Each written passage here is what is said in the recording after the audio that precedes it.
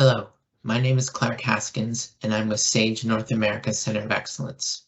This is part of a series of videos on how to implement preventive maintenance in Sage X3. This video will cover job ticket tracking. Once the job ticket's been created and work has been performed, the next step is job ticket tracking. Now, job ticket tracking can be defined by an entry transaction. Let's quickly navigate to entry transactions. So we're going to preventive maintenance, technical data, job ticket tracking transactions. We utilize the job ticket tracking entry transaction to define the general input, whether it's just maintenance, task tracking, or material reporting. Other key areas that we're defining is whether or not employee ID is required, material consumption,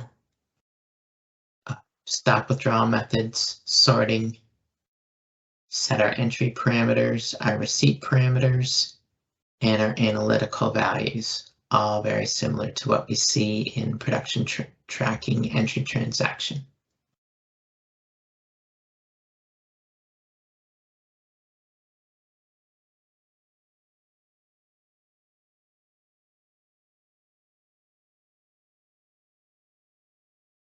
So we create our job ticket.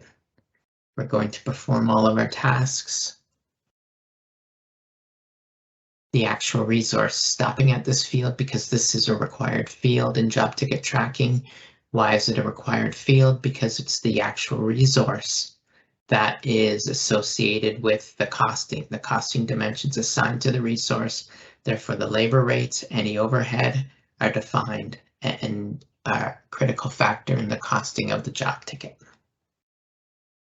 Other key pieces in the job ticket entry include the quantity, the actual time, and the actual setup time. Now, by nature, when performing maintenance tasks, it's possible that not all the details are known at the time a job ticket's created. So keep in mind, just like with production reporting, we have the capability of adding additional operations that weren't expected at the time of creation of the job ticket.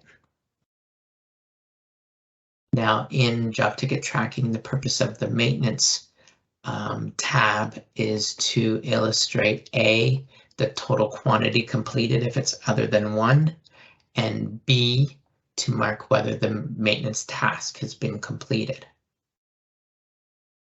Components, tracking's the same as in production tracking, and of course, it's possible that additional components other than what was initially planned on the job ticket may be required, and you have the capability to add them in as you see here.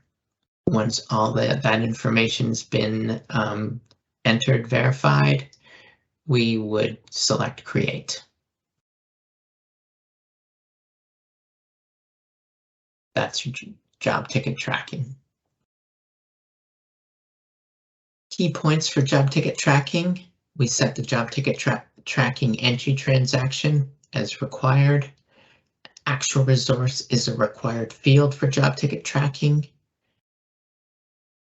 Keep in mind the availability of adding unexpected operations as required, as well as add unexpected material as required. Thank you for watching this video on implementing preventive maintenance in Sage X3. Look for other videos in our series.